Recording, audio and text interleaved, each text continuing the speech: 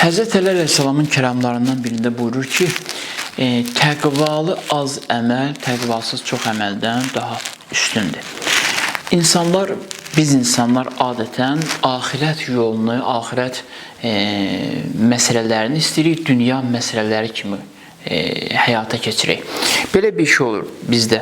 Biz çalışırıq ki, necə ki dünyada bacardığımız qədər çalışırıq ki, çox evimiz olsun, çox maşınımız olsun, çox fərqli paltarlarımız olsun, çox olsun. Və dünyada çoxluq sanki bizə fayda verir və dünya meyarı ilə bəzən axirət səhnəsinə də belə daxil oluruq. Dini ayinlərə də çalışırıq ki, dünyada necə yaşayırıqsa ona uyğun həyata keçirək. Amma bu effektiv deyil, faydalı deyil. Bizə Əhl-i tapşırır ki, eyni zamanda Həzrət Əli əleyhissalamın mübarək cümləsində var ki, buyurur, az əməl, təqvalı olsun, bu kifayət edir. Biz diqqət ayıra bilmirik ki, azdır bu, Allah üçün azdır. Ümumiyyətlə, Allah üçün biz nə etsək azdır. Yəni, bunu şablon olaraq demirəm, bir söz xatirinə demirəm. Allah üçün nə eləsək azdır. Allah o qədər əzəmətli varlıqdır ki, onun cavabını vermək olmur. Onun yaxşılıqlarının qarşısında, onun ehsanlarının, onun lütflərinin qarşısında, mərhəmətinin qarşısında insan heç nə eləyə bilmir. İnsan çox acizdir onun cavabını versin. Ona görə Həzrəti Musa Peyğəmbərə buyurdu bir gün Allah ki, ya Musa, mənim bütün nemətlərimin şükrünü et. Dedi, İlahi, mən sənin bütün nemətlərimin şükrünü eləməkdə çox acizəm, mən bacarmaram bunu. Allah mütəala cavab olaraq buyurdu Musa Peyğəmbərə ki, ya Musa, sən elə bu cümlənlə, bu yanaşmanla bütün nemətlərimi şükrünü elədin. Yəni, sən başa düşdün ki, mənim nemətlərim çoxdur və sən bunların qarşısında şükr etməkdə acizsən. Əsas məsələ budur. Deməli, onsuz da biz Allaha cavab verə bilmirik. Onun nemətlərinin qarşısında cavab vermək mümkün deyil. Nə qədər ibadət etsək də, bir nəfər hətta hesab edək ki, belə bir fərz edək ki, dünyaya gələndən səcdədədir, namaz halındadır, oruc halındadır, ta dünyadan köçənə qədər. Görərsən, bu ibadətlər Allahın cavabıdır, xeyr. Bunlar heç bir Allahın cavabı deyil. Çünki ümumiyyətlə Allahın ehtiyacı da yoxdur bizim ibadətlərimizə, bizim oruç tutmağımıza, namaz qılmağımıza. Bunlar bizim inkişafımız üçündür. Bunlar bizim xeyrimizədir.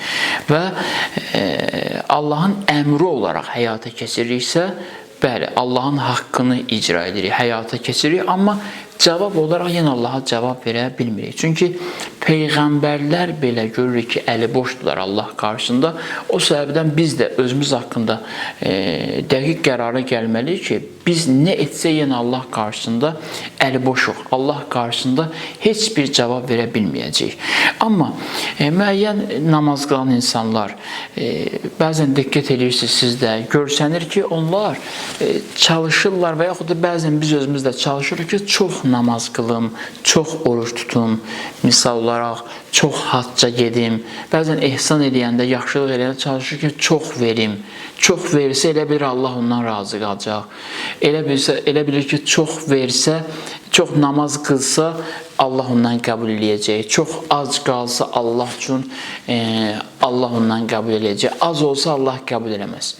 Və bəzən görürsən, bir nəfər yaxşılıq etmək istəyir, görür əlində olan azdır, deyir, yox, mən bunun nəyini yaxşılıq edeyim, axı, bundan ehsan olar. Misal üçün, çox az bir miqdarda puldur, bundan necə ehsan edeyim? Amma belə deyil məsələ, bu səhvdir, kökündən səhvdir. Və yaxud da bəzi dostlarımız görürsən ki, savab xatirinə eləyirlər. Bunu elədim, burada qoydum, savab olaraq qalsın. Bunu elədim, 10 savabım var, nə bilim, 15 əməlim var. Yox, bunlar saya gəlməməlidir. Ümumiyyətlə, sayılmamalıdır bunlar. Sayla hesablanmamalıdır. Və eyni zamanda çox eləyim, bu düz deyil. Həzrət Əli əleyhissalam buyurur ki, canımız qurban olsun, o buyurur ki, az əməl, təqvalı olsa bəsdir. Əsas məsələ azdır.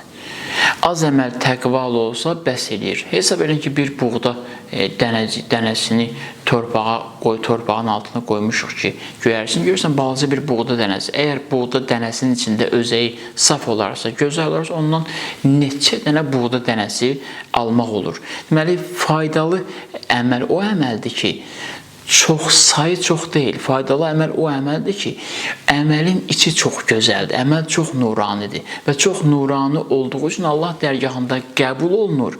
O qəbul olunursa insanın bütün qəlbinin, belə deyək, qaranlıq tərəflərini nura çevirir, insanı gözəlləşdirir, insanın mənəviyyatını gözəlləşdirir və Allah dərgahında qəbul olur. İmam Sadiq əleyhissalamın dövründə bir nəfər gəlir İmam Sadiq əleyhissalamın yanına. İmam Sadiq əleyhissalama buyurur ki, daha doğrusu İmam Sadiq əleyhissalam üçün zəkat göndərir. Üzr istəyirəm. İmam Sadiq üçün zəkat göndərir və İmam Sadiqə zəkatı göndərdikdən sonra bu aparanı da tapşırır ki, bu zəkatı verərsiniz İmam Sadiq əleyhissalama, deyərsiniz ki, bağışlasın məni, çox azdır. Yəni bu malından zəkat çıxarmışdı, amma çox az idi. Kasıb bir qadın olur və çox təqvalı bir xanım olur. Bu zəkatı gətirib gələn İmam Sadiq əleyhissalama deyəndə bu sözləri ki, filan xanım göndərdi bu zəkatı və üzrxahlıq elədi ki, çox azdır, kömək eləyə bilmir bu sizin dini işlərimizə. İmam Sadiq əleyhissalam o zəkatı aldı, xanımın zəkatını öpdü, qoydu gözlərinin üstünə. Buyurdu ki, kaş bütün hər kəsin zəkatı bunun çıxardığı zəkat kimi təqvalı olaydı. Təqva üzündən çıxaydı. İmam Sadiq öpdü və sonra buyurdu ki, həmin xanıma bizdən salam deyərsiniz. Deyərsiniz ki, Allah çoxlarının verdikləri çoxu deyil, bunun azını qəbul edir. Allah belə zəkat çıxarmaqdan xoş gəlir. Diqqət edirsiniz, deməli, Allah üçün əməlin uzun olması, namazın uzun olması, qısa olması və yaxud da hər hansı bir uzun müddətli oruç tutmaq mühüm deyil. Olsa, təqvalı olsa çox gözəl. Amma uzun müddətli və sayının çoxluğu, bir nəfər ehsan edir, ehsanının çoxluğu, bunlar mühüm deyil.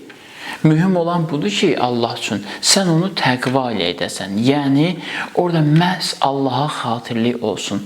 Bunu Allah üçün eləyəsən, sevəsən Allahı və o sevgindən doğsun ki, mən bunu Allah üçün eləyirəm. Qəlbinlə eləyəsən bu işi.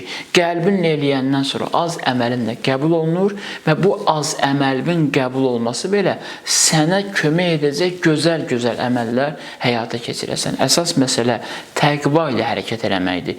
O səbəbdən də Əhl-i Beyt əleyhissalam bizə buyururlar ki, təqva ilə qılınan namaz, təqva ilə tutulan oruc, təqva ilə gedilən hac və təqva ilə kəsilən qurban, bunlar hansı Allah üçünsə artıq bunun həcmi mühüm deyil. Bunun kəmiyyəti mühüm deyil, bunun keyfiyyəti mühümdür. Olduqca bu məsələyə diqqət eləsək, onda çox da özümüzü yormayacağıq. Bəzi şeylər var ki, biz özümüzü boş yerə yoruruq və sonra da fəxr edirik ki, çox namaz qıldıq, çox oruç tutduq. Buna ehtiyac yoxdur. Allahla aramızda münasibət düzgün olsa, səmimi olsa və Allah üçün etsək əməllərimizi, azı da çoxdur, çoxu da çoxdur. Ən yaxşısı budur ki, təqvalı olsun. Allahdan istəyirəm, Allah sizi təqvalı həyat yaşamaqda kömək eləsin sizə və Allah hər birimizin əlindən tutsun.